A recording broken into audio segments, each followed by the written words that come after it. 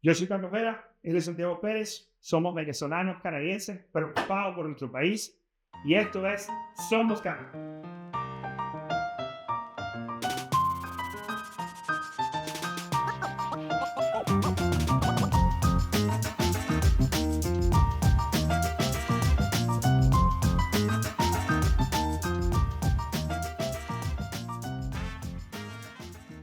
Estamos aquí porque tenemos una preocupación sobre lo que está ocurriendo en Canadá.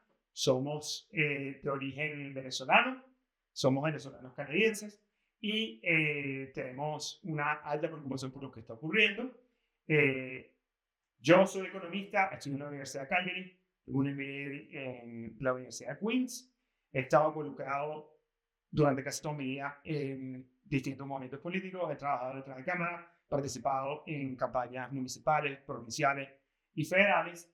Estoy casado, tengo hijos y he estado en un punto donde realmente me preocupa lo que está ocurriendo. En mi ámbito profesional, yo trabajo en el área de proyectos, pero realmente esta es una de mis pasiones, la política, y después de hablarlo mucho, nos pusimos de acuerdo y decidimos hacer algo más por lo que está ocurriendo.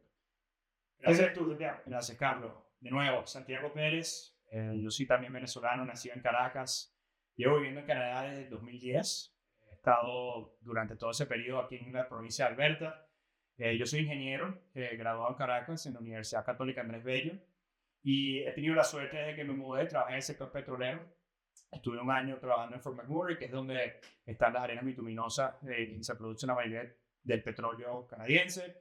Después estuve viviendo en la ciudad de Edmonton, que es la capital de esta provincia, y llevo ya los últimos 10 años viviendo en Calgary, que, por cierto, para la gente que no la conoce, es probablemente el secreto mejor guardado de Sudamérica, una ciudad que siempre sale en los rankings de las ciudades más buenas para vivir en el top 5.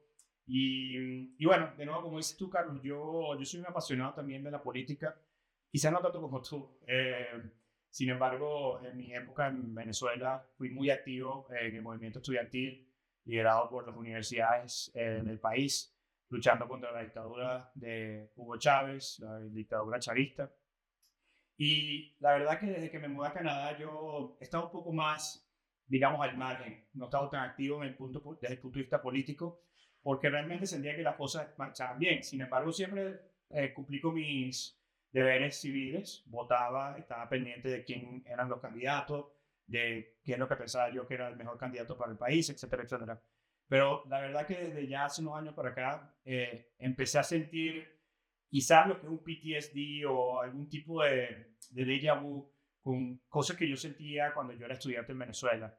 Y es que lamentablemente en la última década hemos ido deteriorando gradualmente elementos fundamentales de la economía y del tejido social del país que yo creo que instintivamente han despertado un poco de nuevo ese gen que tengo político y quiero colaborar un poco más allá de mi deber mínimo que es ir a votar. Y por eso estamos haciendo este podcast, Carlos. Yo creo que es una oportunidad de oro para los canadienses de que entiendan y se informen de todos los riesgos que tenemos hoy como país, que se informen de quiénes son los candidatos y los partidos políticos que hay disponibles en las elecciones federales del 28 de abril y hagan ese voto de la mejor manera, de la manera informada y que se sientan con la conciencia tranquila del voto que ustedes quieren hacer. Nosotros vamos a hacer este podcast en español, orientado, Carlos, a los hispanohablantes votantes canadienses, que por cierto somos bastantes, como 600,000 creo en total. No sé si todos ellos votarán, habrá unos que no tienen todavía la mayoría de edad. Sin embargo, somos bastantes. Y no hay nada mejor realmente que aprender un poco de la política de lo que está pasando en el propio idioma de uno, hablando de criollo. Así es. Y existe una cantidad de preocupaciones y problemas ahorita en la población. Tenemos familiares, tenemos amigos, somos ciudadanos, compartimos, somos canadienses. Y en ese ámbito sentimos un deber por ayudar a mejorar, sobre todo un país con tanto potencial. Exactamente. Tú y yo tenemos digamos, el lujo de que hoy en día somos familia, Carlos.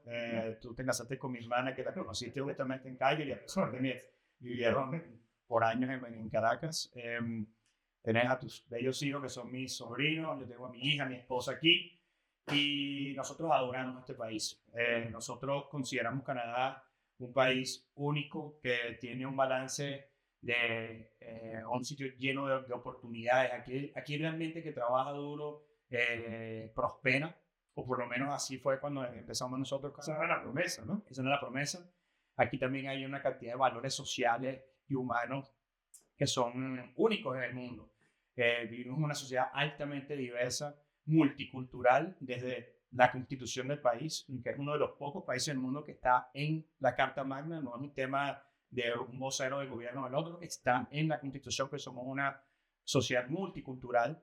El tejido realmente está compuesto por gente honesta, gente trabajadora, y nosotros queremos ese futuro para nosotros y para nuestro país. Nosotros ya sentamos raíces aquí. Y en el momento que yo empiezo a ver que ese futuro de mí y de mi familia está en riesgo y que nosotros podamos tener el lujo de estar en la misma ciudad y que nuestros hijos se críen como familia, ahí es donde ya nos empiezan a dar nervios. Y por esa razón sentimos que es nuestra responsabilidad de informar y de que todo el mundo entienda lo que está en juego. Correcto. Y hay una preocupación o un riesgo de que, y más adelante en este episodio nosotros explicaremos esa dinámica, de que haya un quiebre, una fractura dentro del país como tal, porque existen distintos partidos, distintos regionalismos, distintos liderazgos que protegen más de un lado al otro, y en este momento existe una candidatura en particular que de ganar probablemente diría al país. Entonces esa es nuestra preocupación y por eso nosotros estamos aplicados a un candidato en particular. Y ahí es por donde vamos. Existen unas grandes preocupaciones, hay muchas cosas que no han salido como han podido hacer en los últimos 10 años, pero hay mucho potencial y existe una alternativa. Entonces estamos aquí para enseñar, para educar, para acabar con mitos, y estamos aquí para poner y abrirnos a lo que nosotros creemos debe ocurrir el 28 de abril. Y esto es... Claro que sí, Carlos. Sin further ado, como dicen aquí, abarquemos más contenido. Go.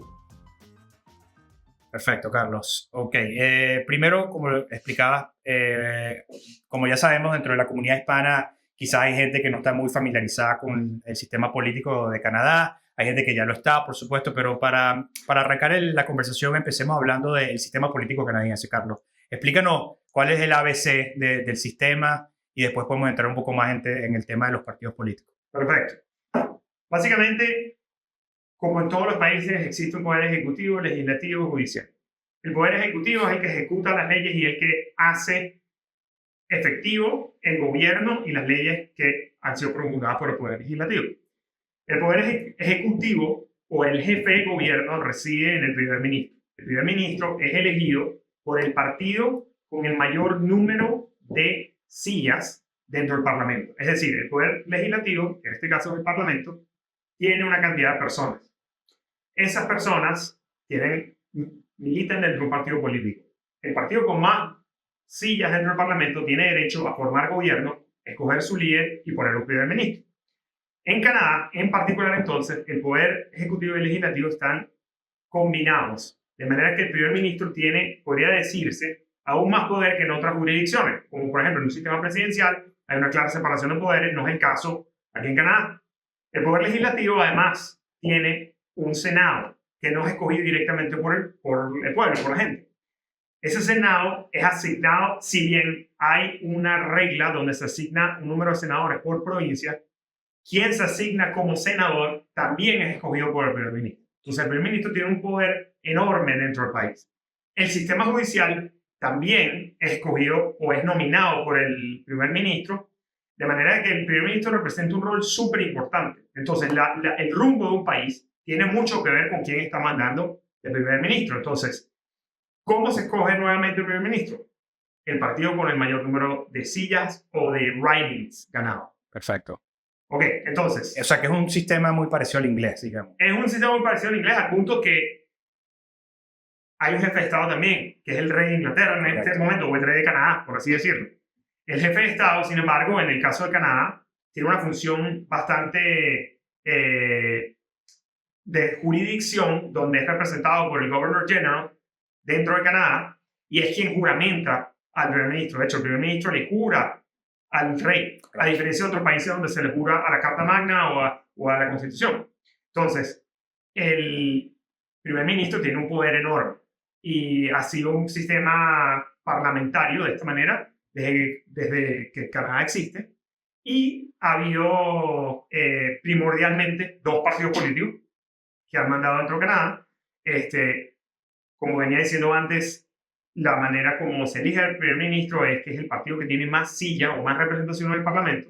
¿Y quién va en nombre de un riding al Parlamento? ¿Quién es escogido? La persona que reciba el mayor número de votos dentro de un riding. No tiene que tener más del 50% de los votos. Un riding en español, Carlos, ¿qué es? Diríamos un circuito, un distrito. Entonces, en el distrito, en un distrito en particular dentro de Calgary, si se lanzan 5 personas y de esas 5 hay una que sacó más votos que los demás, inclusive cuando no sacan más del 50% de los votos, esa persona es la representante de ese distrito. Esa persona va al Parlamento y cuando se reúnen todos los miembros del Parlamento, deciden quién es el primer ministro de Canadá. Así es como se elige el primer ministro. Es decir, cuando usted va a votar, usted no elige directamente al primer ministro, a menos que el primer ministro se esté lanzando dentro de tu riding. Es la única instancia en la que tú ves el nombre del primer ministro y votas directamente por esa persona. Correcto. Carlos, ¿cada cuánto hay elecciones federales? En el sistema legal canadiense tiene que haber elecciones por lo menos cada 5 años. En el 2010, si no me equivoco, se pasó una ley donde además se fijó lo que se llama el Fixed Election Date, que es que tiene que ocurrir una elección cada 4 años, después de la última elección. ¿Qué pasa en el sistema parlamentario a diferencia de otros sistemas? En sistemas presidenciales la elección ocurre en aproximadamente la misma fecha cada 4 años. En el sistema parlamentario hay varias opciones. Si no hay elecciones, en base a esta ley que mencioné anteriormente, tiene que haber una elección cada 4 años. Por otro lado, el primer ministro, que repito, tiene mucho poder, puede decidir llamar a elecciones en cualquier momento. Y, lógicamente, para usarlo como una herramienta política, lo hace en el momento que considere más apropiado o de mayor interés para sus chances de ganar. Entonces, no solamente la elección puede ocurrir en cualquier momento, sino que además el primer ministro no tiene límites del número de mandatos que carga. Un primer ministro puede mandar de por vida si así lo escogiera el pueblo. Correcto. Hay otra instancia donde se puede llamar a elecciones sin que sea el primer ministro quien las llama, que es cuando ocurre un gobierno mayoritario. Tenemos una cantidad de ridings. Son 343 después los últimos cambios del censo. Y la idea es que entonces, en teoría, para tener mayoría dentro del Parlamento, tienes que contar con por lo menos 172 sillas dentro del Parlamento. Claro. Cuando tienes menos de 172, lo que ocurre es que por una dinámica del poder dentro del Parlamento, los partidos que son oposición, si tienes, por decirte, 160 sillas, los partidos de oposición cubren más sillas que lo que tú tienes. Entonces, en cualquier momento se puede llamar a lo que se llama una moción de no confidence. Correcto. Cuando eso pasa, cuando la mayoría del Parlamento vota no confidence, que no tienen confianza en el gobierno de turno de poder seguir mandando porque no tiene el respaldo del pueblo, se convoca una elección. Correcto. ¿Dónde estamos ahorita para conectarlo a la elección actual? Llevamos 10 años de mandato del gobierno federal, de gobierno liberal. El gobierno liberal tenía un primer ministro que se llamaba Justin Trudeau hasta bastante reciente. Salió elegido en el 2015, si no me equivoco. 2015 Sí. fue elegido. Fue elegido inicialmente en el 2015 con un gobierno mayoritario. La siguiente elección se hizo en el 2019, 4 años después. Fue elegido con un gobierno minoritario, es decir, forma con una pluralidad. Es la palabra correcta en español. Correcto. Y la siguiente elección ocurrió en el 2021, cuando estábamos en un momento de COVID, etcétera. El Partido Liberal consideró que esa era su mejor oportunidad de llamar a elecciones. Volvieron a ganar en el 2021. Ahora, a lo largo de la historia, los gobiernos de pluralidad, los minority governments, tienden a durar muy poco. Duran alrededor de 2, máximo 3 años. Sin embargo, este gobierno ha durado inclusive aún más, porque hubo un acuerdo con el partido NDP, y después nos vamos a los detalles de los partidos, donde el NDP siempre le votaba a favor en caso de un voto de no confidence, a cambio de una cantidad de acuerdos políticos. Entonces, Trudeau fue elegido en el 2021. A finales del 2024, del año pasado, en las encuestas había una clara molestia con el gobierno de Justin Trudeau, y en ese momento, por presión interna del partido, le renuncian varios ministros y él decide renunciar. Sin embargo, él acudió a otro poder que tiene el primer ministro. Como digo, el primer ministro tiene un poder enorme, por eso es importante elegir bien, donde él disuelve el parlamento, o por lo menos hace algo que se llama prorogation, donde no se pasan leyes, no se pasan reglas nuevas. En esas circunstancias no se puede votar no confidence en contra del gobierno, y decide renunciar a su cargo para darle tiempo a su partido de, sin ser criticado en todo el parlamento, o que sin que se convoquen elecciones a destiempo, ellos tranquilamente elijan su líder, y es en la posición en la que estamos hoy en día, donde Mark Carney, el nuevo líder del Partido Liberal, antes que el parlamento se volviera a reunir, un día antes, para ser exacto, él decide convocar elecciones, aprovechando que hay como una especie de luna de miel que ocurre con cualquier líder nuevo. Correcto. Entonces, Carlos, un par de puntos importantes. El voto popular, en este caso, que es en muchas de las democracias en Sudamérica, normalmente el que recibe más votos gana la presidencia. En este caso, como tú describes, un parlamento es por distritos. Correcto. Quiere decir que no necesariamente si el país vota en mayoría por una persona o por un partido, necesariamente esa persona termina siendo el líder, ¿correcto? Correcto. Y es la manera como ha existido el sistema desde la Constitución de Canadá, pero sí eleva resultados que son complicados de entender. Entonces voy uno por uno. Por ejemplo, 2015, cuando ganan los liberales en ese momento, sacan una pluralidad del voto popular, por decirte, 40%, si no me equivoco, y sacan una mayoría de sillas. ¿Por qué? Porque el sistema, el término académico es first past the post. Como escribía antes, si en un riding tú tienes 5 personas, la primera persona sacó 20 votos, y la combinación de los demás candidatos fueron más de 20 votos, pero ninguno de ellos individualmente llegó al número 20, la persona con más votos es la que representa. Es decir, es un sistema donde normalmente el partido, inclusive cuando tiene más del 50% de las sillas en el Parlamento, el voto popular es menos de la mayoría de la población. Entiendo. En el caso del 2019 y 2021, el Partido Conservador sacó inclusive más votos en el voto popular que el Partido Liberal. Pero el Partido Liberal tiene, o la dinámica de los partidos es que el voto conservador reside en lugares donde gana con más ventaja con respecto al Partido Liberal, que gana en lugares donde gana por pequeña ventaja, pero se lleva el riding completo. Entonces, ha habido ocasiones, sobre todo recientemente, donde el Partido Conservador saca más voto popular, ha pasado en las dos últimas elecciones, pero gana el Partido Liberal el número así. Sí, eso siempre es un tema álgido, yo creo, porque uno dirá, bueno, pero si la mayoría de un país quiere a alguien, ¿por qué no se da no se le hace ese beneficio, ¿no? Y yo creo que dentro del sistema que tenemos aquí, y sobre todo por las diferentes dinámicas que hay dentro del territorio canadiense, y eso vamos a indagar más después en el podcast. Obviamente, la gente de, por ejemplo, de la provincia de Quebec, en comparación, por ejemplo, con la provincia de Alberta, la provincia de Ontario, digamos, vamos a simplificarlo, el este versus el oeste, son prácticamente culturas diferentes que tienen diferentes prioridades, que sus industrias, sus sistemas económicos son dramáticamente diferentes.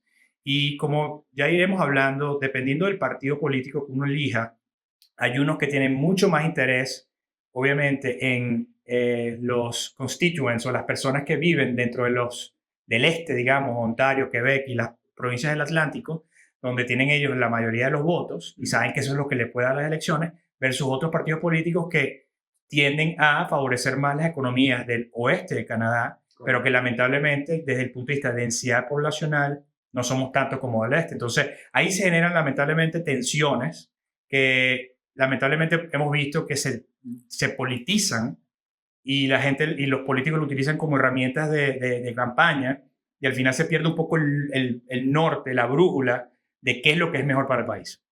No nada más eso, yo diría que en este momento esos regionalismos tienen más relevancia que nunca. Y una de las preocupaciones que nosotros hemos expresado es que existe una posibilidad donde si vuelve a ganar el Partido Liberal, existe la posibilidad de que eso del regionalismo sea aún peor. Correcto. Y vamos a, opino, ir partido por partido para explicar por qué esa es la dinámica. Perfecto. De cada uno de ellos.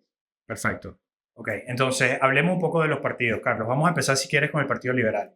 Háblanos cuál es su perspectiva política, dónde están ellos dentro del espectro de la derecha y la izquierda, etcétera, etcétera. El Partido Liberal, junto con el Conservador, han sido los dos partidos de gobierno durante la historia de Canadá. El Partido Liberal ha tenido yo diría que ha tenido distintos tonos. Yo, en este momento, la mejor manera de escribirlo es un partido de izquierda. Y hay mucha evidencia de eso. El Partido Liberal, tengo que dar un poquito de historia para explicar dónde estamos hoy en día. El Partido Liberal en los años 70, con quien era el padre de Justin Trudeau, Pierre Trudeau, era un partido primordialmente enfocado en el federalismo canadiense, porque había un challenge para mantener el país unido entre el tema anglo y el tema francés. Sin embargo, su mayor enfoque desde el punto de vista económico era más hacia la izquierda, al punto de que en ese momento existieron unos planes de gobierno para nacionalizar la industria petrolera en todo el país, lo cual tuvo un rechazo enorme del lado de Alberta, y desde ese momento los liberales realmente no ven vida en provincias como Alberta o Saskatchewan, porque recuerdan de esos momentos donde hubo una amenaza de nacionalización, y nosotros venimos de un país donde eso ha ocurrido y sabemos lo que eso significaría. Sin embargo, ese fue el Partido Liberal en ese momento. En los años más 90 era un partido donde piensa post-Guerra Fría, donde era más vanguardia ser más cauteloso con el gasto fiscal, etc. Y el Partido Liberal de ese momento realmente era muy diferente a la versión de hoy en día. Era un partido donde dentro de su área social buscaba un balance o moderación económica. Pierden en el año 2006 contra Stephen Harper del Partido Conservador, pasan unos años siendo oposición. En el 2011 pasan a ser el tercer partido político del país en número de sillas, y los resucita un tal Justin Trudeau, donde abiertamente dice que la manera es lanzarlos hacia la izquierda. ¿Y qué significaba la izquierda específicamente? Que había que endeudarse, que había que gastar y que había que simplemente gastar dinero descontroladamente. Entonces, ahí arranca todo, a punta de izquierda económica. Además de eso, tiene un enfoque primordialmente ambientalista, donde básicamente si tú eres un gobierno, tú tienes que dedicar recursos y tienes que fijar prioridades. Partido Liberal, desde que se formó en su nueva forma para el 2015, es un partido de izquierda económica, de izquierda en lo fiscal y de izquierda en todos los temas sociales. Entonces, surge, gana con una cantidad de promesas que sin duda en ese momento a lo mejor era lo que quería la gente, pero la gente quedó altamente decepcionada y los resultados eran lo que le ocurrió el año pasado a Justin Trudeau. Entonces, es un partido en este momento de izquierda. Pero como dices tú, en toda su trayectoria han oscilado a veces al centro, han oscilado a la derecha, pero moderada, pero normal. O sea, de los últimos 10 años, que va a ser el enfoque de este podcast, podemos decir con autoridad que es un partido de izquierda. No nada más eso, y hablaremos de los líderes más adelante, pero tanto Justin Trudeau como Mark Carney van de la mano en esta nueva ortodoxia liberal, donde ellos hablan del tema del calentamiento global como el mayor problema, y realmente para el ciudadano de pie, cuenta preguntarme si realmente eso, acabar con un proyecto económico que le puede dar un empleo y le puede dar trabajo, es más importante que lo que ellos se hayan puesto de acuerdo con otros líderes alrededor del mundo. Entonces, bueno, eso como a los oyentes, para que sepan, eso vamos a indagar bastante, porque es un tema fundamental para explicarles de por qué esa visión país y esas prioridades ambientales lamentablemente son mejores desde el punto de vista idealista, pero desde el punto de vista práctico tienen consecuencias. Entonces hablaremos de eso después. Además de que una de las mayores evidencias de que Mark Carney es una continuación es que él ha sido asesor del gobierno liberal desde el 2020 y realmente este cambio de gobierno, entre comillas, son los mismos ministros, los mismos candidatos, es la misma gente y el mismo Mark Carney ha escrito libros donde él pone cuáles son sus prioridades y no son diferentes a lo que decía Trudeau. Sí, eso es importante, Carlos, porque obviamente el votante está todavía tratando de entender quién es quién, ¿no? Y es importante mencionar que Mark Carney escribió hace unos años un libro y yo creo que ese libro es importante analizarlo porque ahí él no tenía necesariamente digamos, una ambición política en ese momento. Él básicamente escribe sus visiones de país. Mira, y yo agregaría que además todos los políticos son políticos al final. Y él claramente tenía una idea que él quería hacer lo que está haciendo en este momento. Y él lo hizo, él puso básicamente a los ojos de todo el mundo cuál era su plataforma. Lo que pasa es que en este momento a lo mejor no es la más popular y se está escondiendo dentro de otra cosa. Pero su libro está ahí claro. Y no le quiero dar el gusto de mostrar el libro y comprárselo. Pero el libro salen toda esta cantidad de cosas que dicen que donde sus prioridades no son realmente lo que necesita la gente. Correcto. Están desconectados de la realidad. Pero volvamos a los partidos. Vale, entonces yo creo que ya El Partido Liberal lo tenemos definido. le quedó claro al oyente el Partido Liberal, Carlos. Vamos a hablar ahora del Partido Conservador. Ok. Partido Conservador es un partido que también existe en distintas formas desde que se formó Canadá. El primer ministro de Canadá era del Partido Conservador. El Partido Conservador históricamente se llamaba The Progressive Conservative Party. Además, tenía un nombre que todavía sigue en Ontario, al Partido Conservador de Ontario. Y yo diría que es un partido que es de derecha hacia el centro. ¿Por qué? Porque si te pones a, por ejemplo, comparar otros partidos de derecha alrededor del mundo, Canadá siempre ha tenido como o históricamente tenía una especie de consenso donde hay ciertas cosas que todo el mundo está de acuerdo, que han existido en Canadá dentro del punto de vista social. Canadá siempre ha sido un país mucho más progresista, usando ese término, en lo social, y el Partido Conservador nunca ha tocado eso. De hecho, cuando Stephen Harper ganó en su momento, él dijo, mira, hay ciertos temas en lo social, como el tema del matrimonio gay o el aborto, que no se van a tocar. Ya esto se llevó a un consenso. Entonces, el Partido Conservador no lo puede, aunque hay similitudes, no puede decir que es exactamente uno a uno con otro partido como el Partido Republicano. Correcto. Partido Conservador, su vertiente más reciente, nace en el año 2000. ¿Por qué? Porque en los 90, cuando hubo estos mandatos liberales, ocurrió además una división de partidos dentro de la derecha canadiense, donde estaba el Progressive Conservative y estaba el Reform Party.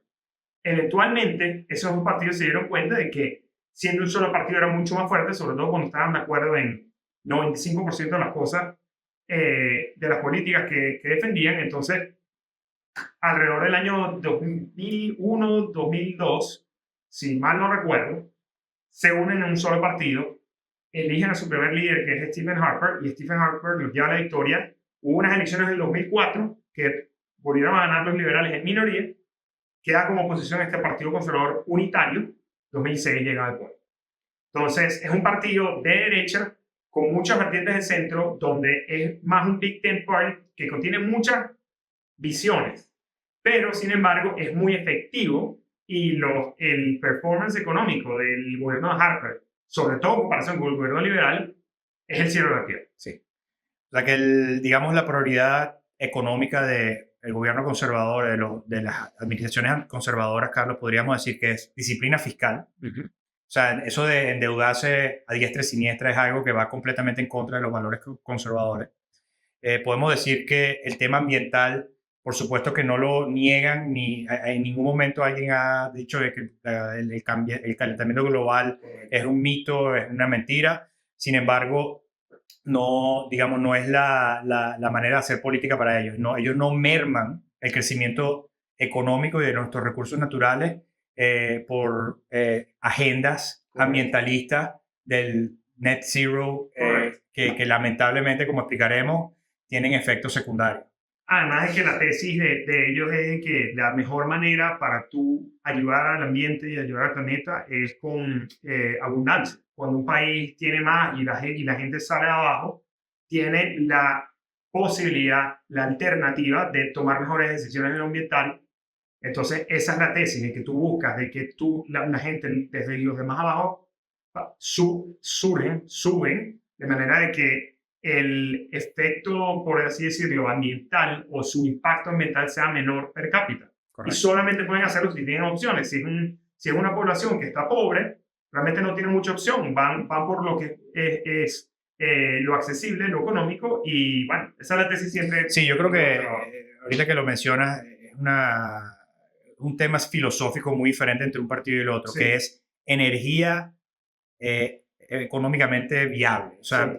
tú cuando tú lamentablemente politizas el tema de la transición energética, penalizas de una manera punitiva a las industrias energéticas, en este caso de hidrocarburos o de oil and gas.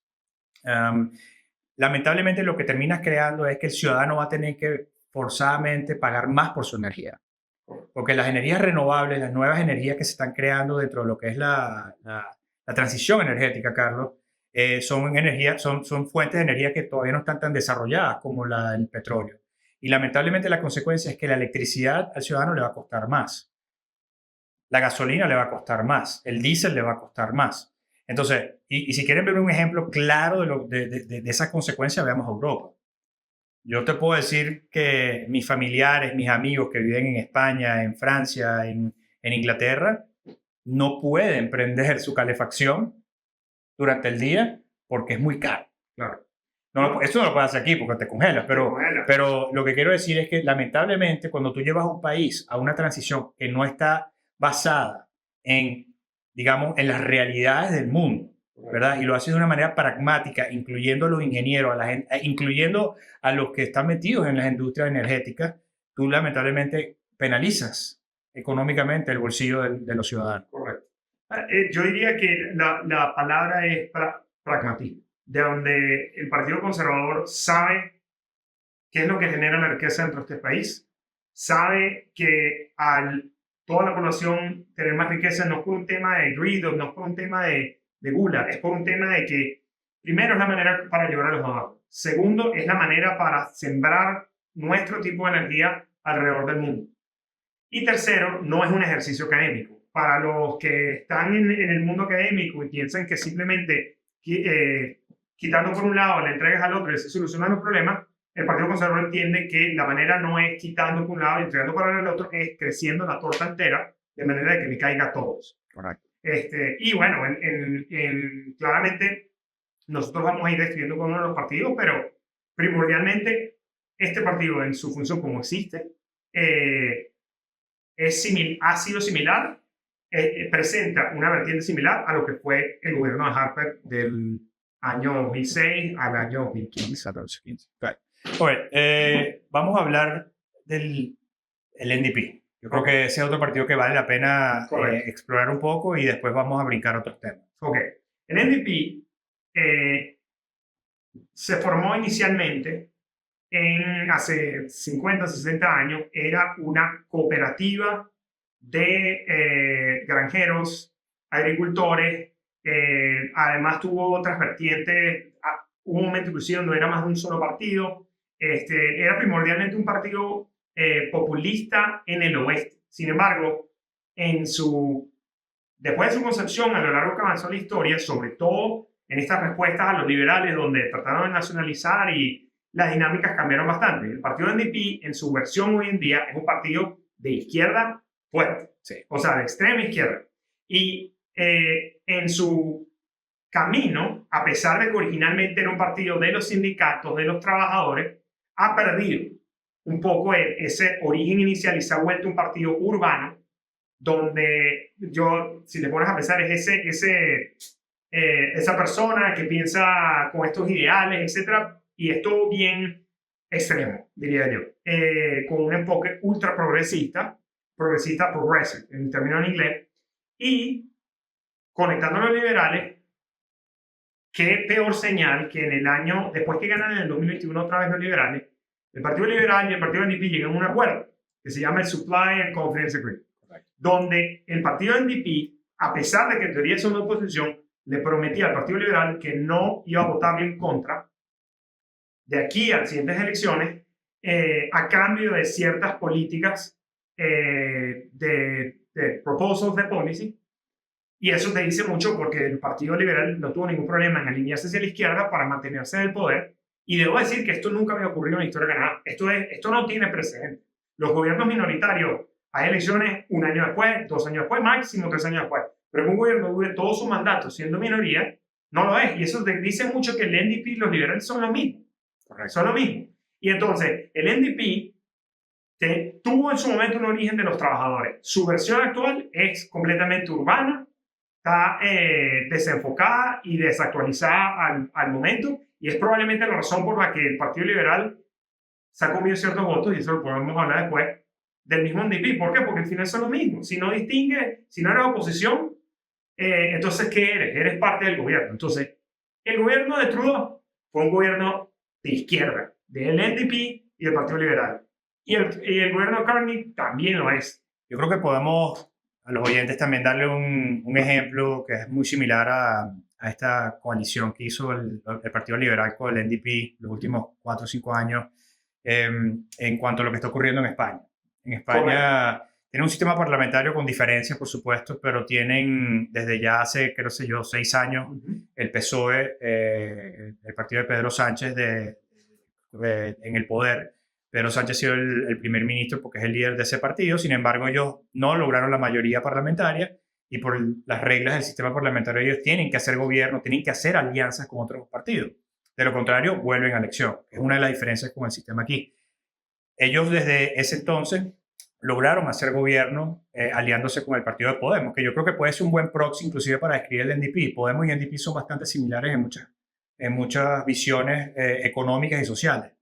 A mí me sorprendería que en una visita a España hubo un intercambio de ideas. Sí. En algún momento con el Partido Liberal, etcétera, es muy similar y realmente no existía en la historia de Canadá. No existía. Claro, en el caso español, no hablaremos mucho de la economía y de lo que está ocurriendo en España, que es bien preocupante y yo personalmente tengo familia allá y me duele mucho, soy español además. Es lo que pasa en Canadá, pero en esteroides, porque hubo unas elecciones hace un año, creo, en España.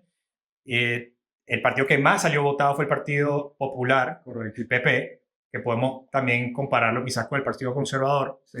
Y, sin embargo, ellos no lograron hacer gobierno, no lograron crear una mayoría con los otros partidos.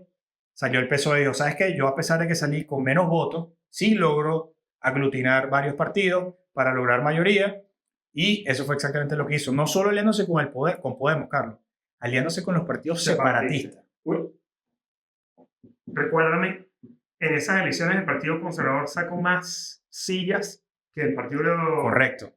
Pero entonces eso es diferente que acá. Por eso, es muy diferente. Pero allá... Pero no lo digo como que por las circunstancias, lo digo por las reglas. Claro, aquí hubiera sido el Partido Conservador, el Partido Popular hubiera quedado como el partido Partido líder. Conservador tiene derecho a formar gobierno. Exactamente. En cambio, en España es diferente. Sí. En este caso, como te digo, no quedaron de primero el PSOE y lograron crear mayoría de gobierno y ahorita el primer ministro continúa siendo Pedro Sánchez. Pero bueno, volviendo al punto, estas alianzas, digamos, entre partidos pueden tener beneficios, obviamente, si las alianzas se hacen con partidos de moderación, ¿verdad? Porque yo creo que ahí, y nosotros lo hemos vivido mucho como venezolanos, lo que menos puede beneficiar a una democracia saludable son los extremos. Porque te metes en un extremo, sea derecha o izquierda, y tarde o temprano va a haber un efecto y volverá al otro extremo del otro lado del espectro. Correcto. Entonces, para cerrar el capítulo de los partidos como un ente, yo diría que el Partido Conservador y el Partido Liberal, que son primordialmente los que han mandado. El Partido NDP, lo rápido que ha cambiado es que en el 2011, cuando los liberales ganan mayoría, era el primer partido de oposición, es decir, sacó más sillas que el Partido Liberal. Y lo diría, el liderazgo era diferente. Estaban con los sindicatos, etcétera. Pero bueno, se ha ido viniendo abajo en parte porque salió con el gobierno, ya no son oposición. Entonces, ¿qué es? De que tienen una especie de un problema de identidad grave. ¿Cuáles son los otros partidos que están ahí? Sobre todo los que tienen sí. El Bloc Québécois es un partido principalmente de independentistas québécois, donde su función, sobre todo para esa provincia, es luchar por así decirlo, por los intereses de Quebec. Ha tenido representaciones alta y baja, han sacado en cierta dirección del 40%, bajan hasta 20% en la provincia, y dependiendo de donde caen en el voto popular extraído de ahí, es más o menos entre 7 y 10% de todo Canadá, es el Bloc. Entonces, el Bloc no nomina candidatos fuera de Quebec, es solo un partido quebecois, pero tiene un rol dentro del Parlamento, sobre todo en los gobiernos minoritarios. A veces es importante porque se necesita el voto del Bloc para formar gobierno. Entonces, tiene ese rol. Después está el Green Party, que tiene sillas en el Parlamento. Es un partido primordialmente ambientalista, y a lo largo, en los últimos 20 años es que ha tenido relevancia. De eso realmente no existía. Por lo general tienen 1 o 2 sillas y no salen de ahí. Y por último hay un partido que se llama el People's Party, o el Partido Popular, por así decirlo, que fue fundado por un ex candidato del gobierno conservador, y trató de ganar la nominación en 2019, no la ganó, y por eso formó su propio partido. Es un partido que yo diría extrema derecha, pero además inclusive yo diría que en ciertas cosas no son ni de derecha, es como tienen ciertas políticas que son cuestionables y no han formado nunca una silla. Dentro del voto de la derecha en las elecciones del 2021 le costaron al Partido Conservador unas 20 sillas al picar el voto por este sistema First Past the Post, y realmente está ahí para hacer bulla, pero no tienen capacidad de gobernar, no han ganado ni una silla. Entonces, bueno, ese es el último partido, simplemente para que sepan quiénes son, pero nos vamos a enfocar en el Partido Liberal y el Partido Conservador. Perfecto. Muy bien. Vayamos al siguiente punto aquí del podcast, Carlos, que es hablar un poco de los líderes. Okay. Vamos a empezar, si quieres, con... ¿Cuál prefieres? ¿Prefieres empezar con Pierre? Sí. o con Carney. A ver, siento que estábamos hablando más de Carney primero, entonces podemos hablar de Mark Carney. ¿Okay? Mark Carney es del Partido Liberal. Como es primer ministro en este momento. ¿Cómo fue elegido? Repito al segmento anterior, Trudeau ya no era popular por todas las políticas que han hecho los liberales, por el estancamiento económico, y en diciembre utiliza su poder para prorogue Parliament, para que el Parlamento no se pueda reunir, renuncia como un líder. El Partido Liberal hace unas primarias que realmente fue más una coronación. Ahí realmente no hubo mucha diferencia de política. Se lanzó Carney, se lanzaron un par de candidatos más, y Chrystia Freeland, entre otros, que era ministra de Trudeau. Y realmente Carney llegó, con un poder enorme de los medios, unas ayudas extraordinarias de parte del sistema, por así decirlo. Y fue elegido abrumadoramente dentro de un número de votantes bastante pequeño. Unas primarias internas. Unas primarias internas de 100.000 personas, que realmente es un número bajo, sobre todo el Partido Liberal.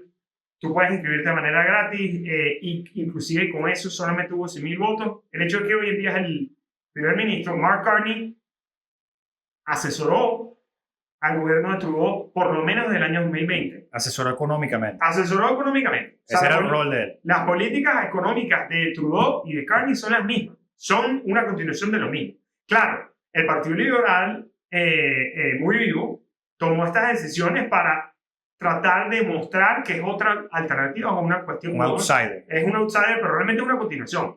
Carney está buscando un cuarto periodo liberal. Eso es lo que está buscando. Eso es importante enfatizarlo. Es cuarto periodo. Sí. Han tenido una cantidad han tenido 10 años donde, como escribí antes, el primer ministro tiene poder en el Parlamento, ajustando leyes, ejecutando leyes, asignando senadores, asignando jueces. Toda nuestra vida está más o menos medida lo que decía ser el primer ministro.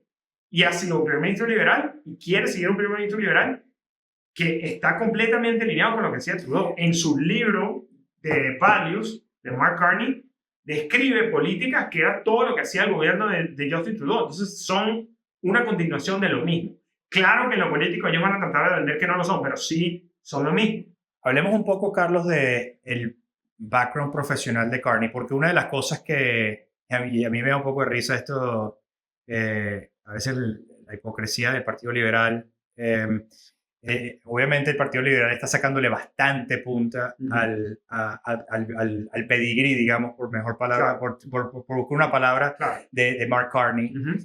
Me da risa la hipocresía porque nunca dijeron nada del background profesional de Justin Trudeau, que no tenía absolutamente nada que ver con economía. Sí, sí. Que no tenía nada de malo, No, bueno, era un problema de que nunca había hecho más nada más que ser político. por eso. Bueno, pero también el background universitario de él era, creo que, teatro. Sí, sí, y perdón, para tocar el tema de todo muy rápido. Era el hijo de un premio. Esa es la razón por la que se Exacto, involucró en política. Realmente nació en cuna de oro. Estuvo toda su vida como política social y en la alta sociedad. Y un día decidió lanzarse primer ministro. Como tenía un background en teatro, tenía una capacidad de carisma. Y ganó, bueno, en esas elecciones del 2015, Abrumadoramente. sobre todo de que además llegaron con un mensaje, sí, como todo, hay fatiga. Y en ese momento ganó. Sí, la alternabilidad de la democracia. Es muy normal. Llevamos 8 años, 9 años de Harper, de los conservadores. Sí. Perfecto. Ahorita la gente busca un cambio. Exacto. Y ahora estamos con un cambio. Pero entonces, para terminar mi punto, Carlos, perdón, lo que te quería decir, la hipocresía. Los liberales jamás comentaron de dónde venía Justin Trudeau, porque no tenían con qué. Pero ahorita uno de los puntos centrales de la campaña de los liberales es hablar del pedigrí profesional que tiene Carney. Entonces, explícanos un poco qué estudió, cuáles han sido sus cargos principales. Mark Carney estudió, fue de las mejores universidades del mundo. Oxford. Harvard, Oxford, estudió economía, si no me equivoco. Y él sacó un PhD, por ende es académico, de su origen académico, y era sobre economía. Ahora, él entra en el mundo de banca privada, ¿ok? Trabajó en Goldman Sachs. Correcto. Y en ese camino entró eventualmente en el Bank of Canada, que es nuestro banco central aquí en el país. Y eventualmente fue haciendo carrera de académico, porque mucho de ese trabajo tiene la parte macroeconómica. Macroeconomía, sobre todo, se distingue en dos vertientes. Una es las políticas fiscales, que es lo que hace el gobierno federal, el primer ministro junto con sus ministros, etc. La formación de presupuestos. Y la otra es política monetaria, que es lo que hace el Banco Central. Mark Carney era parte de esas políticas monetarias. El Banco Central está ahí para actuar de una especie de regulador en base a lo que esté pasando en la economía. Cuando tú tienes políticas fiscales muy malas, el Banco Central tiene que actuar rápido. Y cuando tienes políticas fiscales muy buenas, el trabajo es mucho más fácil para el Banco Central, el Bank of Canada. ¿Cuándo fue jefe del Bank of Canada Mark Carney? Durante el gobierno de Stephen Harper. Unas políticas fiscales espectaculares, donde Canadá creció enormemente, donde se pasó por la crisis que hubo fiscal de todo el mundo, la vivió Canadá muy medianamente gracias al liderazgo de Stephen Harper. Y cuando termina el gobierno de Stephen Harper, se entrega un gobierno con un budget balanceado. ¿Qué significa eso? Que lo que se cobra en impuestos es lo mismo que lo que se gasta. Y más adelante tocaremos lo grave que después se tornó con los liberales y lo horrible que hicieron sus políticas fiscales. Pero en el lado fiscal, Canadá andaba mejor que cualquier país del G7. ¿Y quién era el que se encargaba de la política monetaria? Mark Carney. Que Mark Carney, realmente por así decirlo, estaba en otro lado de la ecuación y realmente le tocó estar o trabajar a la misma vez que un líder espectacular como lo era Stephen Harper en la política fiscal. Entonces, su trabajo viene de ahí. Él no tiene background en la parte fiscal, él no tiene background en llevar un negocio, él tiene background en la parte académica, ¿ok? ¿Y qué es lo que se necesita en este momento? El Banco Central el Banco de Canadá opera por su lado y en este momento ya Carney después de eso tuvo otros trabajos y trabajó en el sector privado a nivel de juntas directivas, donde él estaba ahí en parte por renombre y eso era lo que él traía por ser una persona que participó en el Bank of Canada. Claro. Pero realmente no estaba ahí en lo que la expresión coloquial venezolana de cómo se bate el cobre.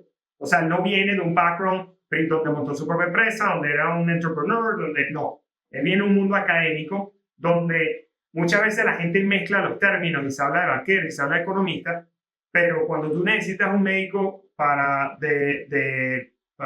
acomodarte el cerebro, tú vas a un neurocirujano, no vas a un pediatra o a un anestesiólogo, tú vas al médico que necesitas. Y Mark Carney, la experiencia que trae no es realmente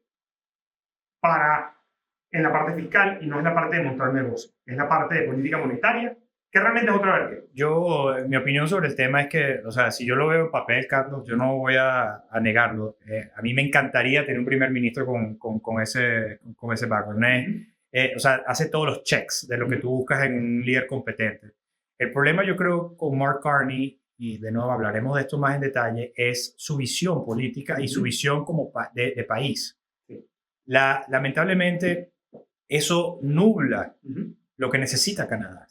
Va a seguir mermando, es tratar de crecer esposado con las manos, y lamentablemente estamos en un momento económico donde hay que hacer damage control. Claro. Básicamente tenemos que enfocarnos en crear Producto Interno Bruto, crear producción, crear riqueza, y creemos que esa visión que tiene, esa visión idealista que tiene Mark Carney va en contradicción de lo que se necesita.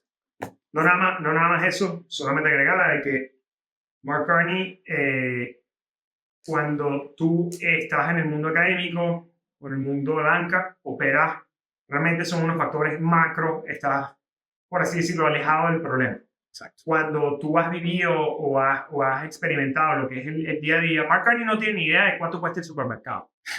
¿Okay? Él vive en otra realidad. Entonces, en este momento, además de ese falta de tacto, siento que la parte ideológica, porque lo tiene en su libro, ¿okay? Donde él lleva la última década hablando de net zero y hablando mal del crecimiento. O sea, él no cree en el que un país tiene que crecer, él cree en un concepto mucho más socialista que tiene que redistribuir. Claro. Entonces, es un peligro, es un riesgo enorme, sobre todo que confunde por este tema del CV, ¿sabes? Del resumen, pero realmente su ideología no es la adecuada, sobre todo para este momento. Y yo quiero enfatizarle a los oyentes de que nuestra opinión de el cambio climático, nuestra opinión de la transición energética y el net zero es algo que nosotros creemos 100%.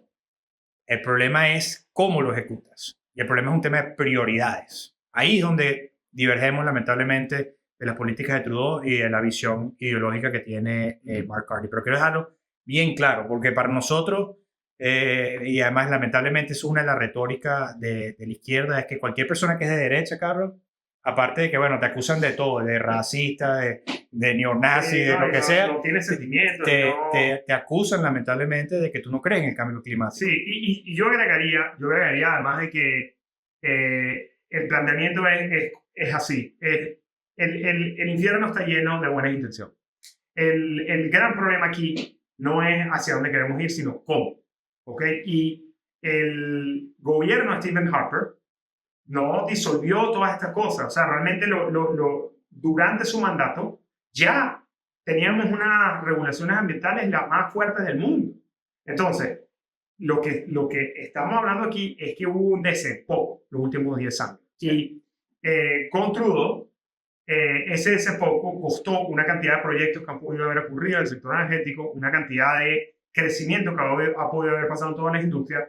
Se aumentaron los impuestos, se aumentaron una cantidad de cosas que hace que exista una fuga de capital y de que no se crezca. Y cuando hablamos de crecimiento económico, no es por banalidad, sino de que, repito, hay dos maneras de que tú puedas ayudar a los más necesitados. Tú puedes o redistribuir de manera de que tú le quitas a uno y le entregas a otro. O tú puedes hacer que la torta crezca y crece para todos, sobre todo los más beneficiosos los de abajo. Y eso es lo que por lo menos ese es el ánimo. No se pide crecimiento por crecer, sino de que se necesita para el ciudadano en día a día y que la base fiscal de un país, que es lo que permite financiar todos los servicios del Estado, todos los hospitales, todos los colegios, etc., hace falta que aquí haya crecimiento. Mark Carney, explícitamente en su libro, no cree en crecer. No compra esa teoría por sus razones. Él cree en una redistribución Él habla de que hay que taxear, de que hay que poner un impuesto sobre el carbón, una cantidad de cosas para frenar el crecimiento, porque tiene esta idea, en mi opinión, absurda, de que la única manera de salvar a la Tierra es que dejemos de crecer y básicamente que no crezcamos como población tampoco. Realmente, si te pones a ver, el lado más filosófico es dantesco. Es como decir, los humanos no merecemos vivir. Y la visión alternativa, lo que nosotros creemos es, mira, no vamos a acabar con la Tierra. Simplemente lo que queremos es crecer. De hecho, mientras más crezcamos, más eficientes nos volvemos y mejor somos con la Tierra. Correcto. Entonces, Perfecto. Entonces, creo que... ese fue un resumen de Carney, pero vamos a tener que tocar muchas cosas de los datos, etcétera. Todo esto que estamos diciendo es sustentado. Sí, claro. Por supuesto que muchas de estas cosas pueden ser debatibles, pero creemos que tenemos suficiente evidencia, no solo con el libro de Carney, sino en los últimos 10 años de administración para sentirnos cómodos de decir lo que estamos diciendo. Ahora, Carlos, ok, perfecto. Yo creo que ya hablamos suficiente de Mark Carney. Vamos a hablar de Pierre Poilievre. Pierre Poilievre. Pierre es el líder del Partido Conservador. Fue elegido en el año 2022-2023 con una amplia mayoría dentro del partido.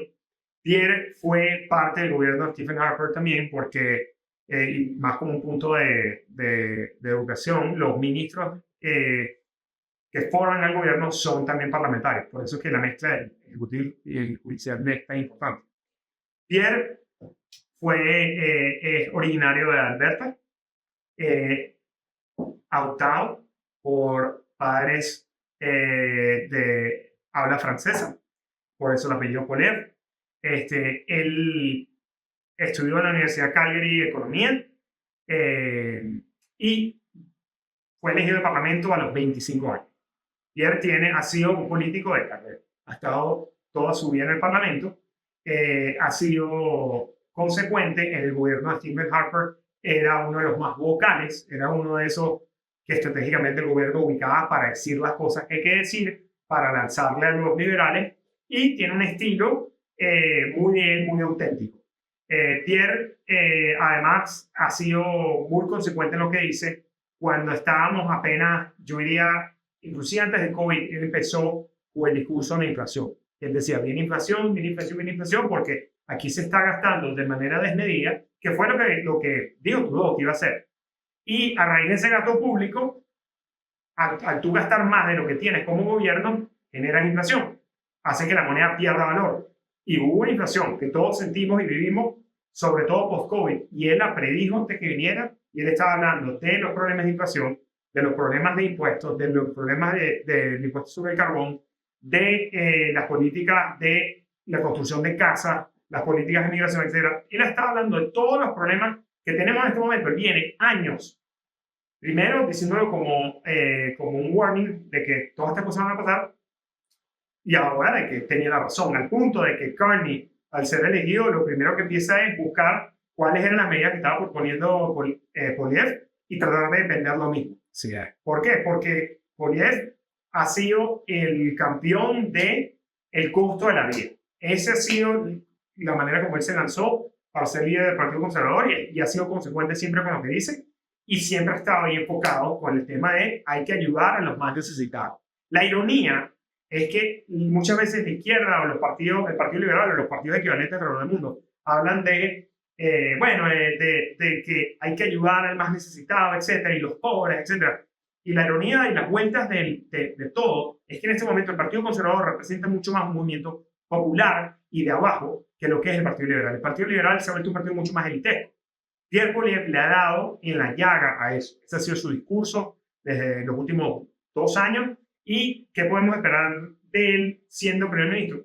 Un tipo súper pragmático. Él habla de sentido común, reglas que tengan sentido, no de que se las fije un académico, no de que hablan de unas utopías ambientalistas, sino de decir, mira, antes de salvar al mundo, ¿ok?, tenemos que arreglar nuestra casa, pues tenemos que poner orden en la parte fiscal, poner orden en la parte económica y enfocarnos en eso. ¿Para qué? No para que la gente de los mutual funds hagan dinero, sino para que el de abajo salga adelante. Para darle oportunidad para la gente joven. Entonces, Pierre, en su crecimiento, el demographic que más lo apoyan son la gente joven, en particular los hombres jóvenes, pero la gente joven ha mostrado un respaldo a Pierre durísimo.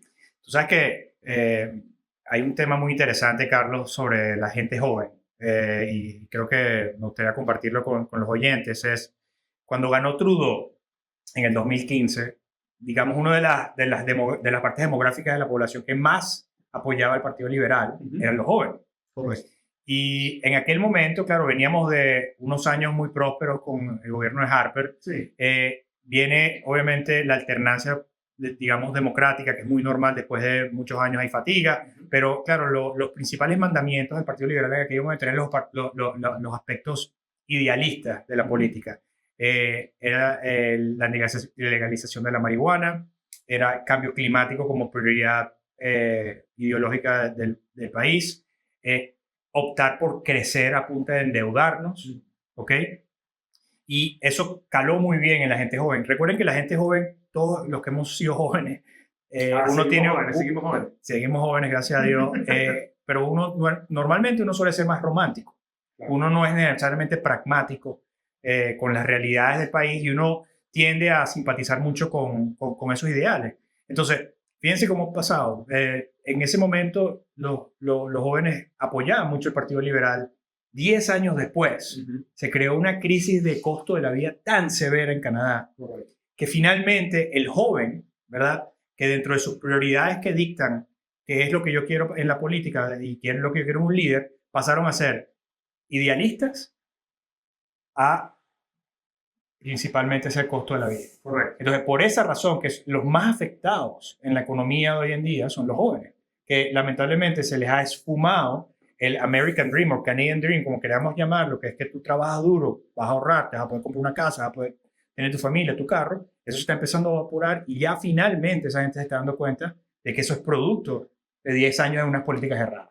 En psicología eso es la pirámide de Maslow, de que tú tienes una persona y una familia tiene sus prioridades y la única manera de que suben la pirámide es cuando asegura primero las bases. Las bases de seguridad económica, prosperidad, casa, etc.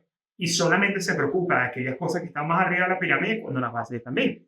Cuando Stephen Harper, que había prosperidad y había seguridad y había todas estas cosas básicas que todos necesitamos estaban bien, bueno, las prioridades cambian porque al sentirse todo el mundo cómodo dice, bueno, vamos a hablar de otros temas. Y probablemente es por la razón por la que gana Trudeau en el 2015. Pero en este momento, y desde ese entonces, todos los básicos se han perdido. La seguridad en las ciudades está peor que nunca.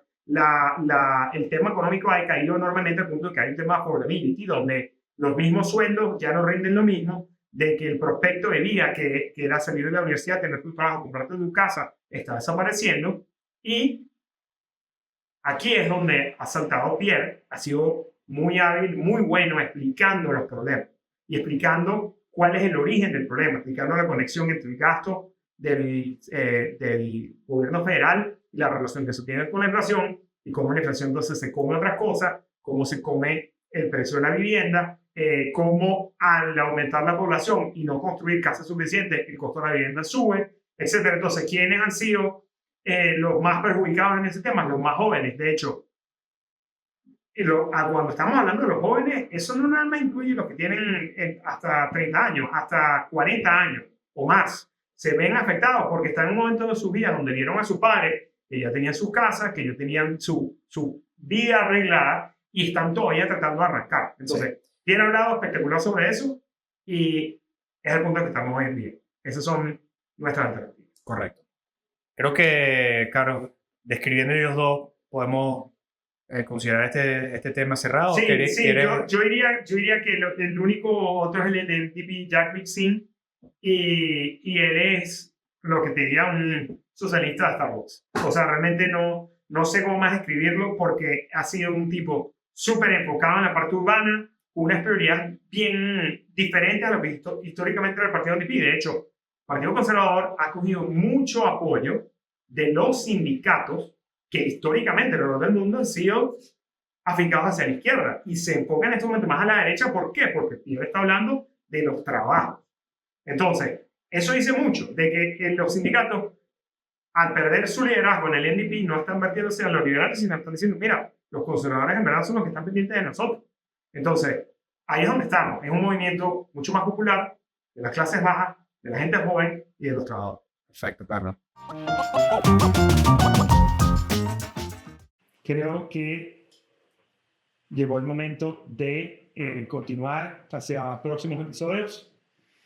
El capítulo de hoy, este primer episodio, hablamos un poco de por qué queríamos hacer este podcast. Estamos en un momento crucial, estamos bastante preocupados. Creemos que además existen alternativas y consideramos que es fundamental que el ciudadano hispano-canadiense, latino-canadiense, sepa cómo votar, por quién va a votar, etc. Explicamos cómo funciona el sistema, lo poderoso que es el primer ministro en Canadá, lo importante que es escoger bien al primer ministro y las consecuencias que eso tiene en la vida de nosotros.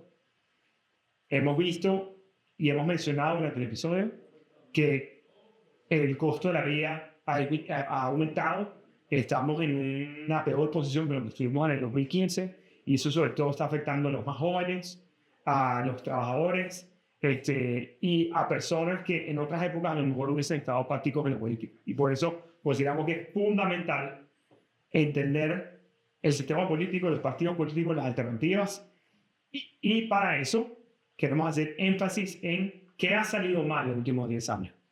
No queremos hablar nada más en abstractos y nuestra opinión o lo que sentimos, sino tenemos datos, hemos hecho research y en el episodio que viene vamos a hablar de eso. Así es, Carlos.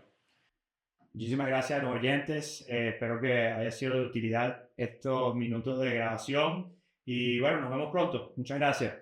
Somos en español, Cana en inglés. Síguenos. Suscríbete a nuestra cuenta. Vamos a publicar en todos los sitios en los que tú puedas conseguir tu podcast. Haznos preguntas, mándanos tu feedback, dale like, compártelo con tus familiares, compártelo con personas que estén interesadas en política. Compártelo inclusive con gente que no habla español para que sepan la perspectiva de nosotros. Vamos a estar agregando subtítulos a todos los episodios. Así que síguenos. Esto fue Somos Canadá. Hasta el capítulo que viene. Muchas gracias.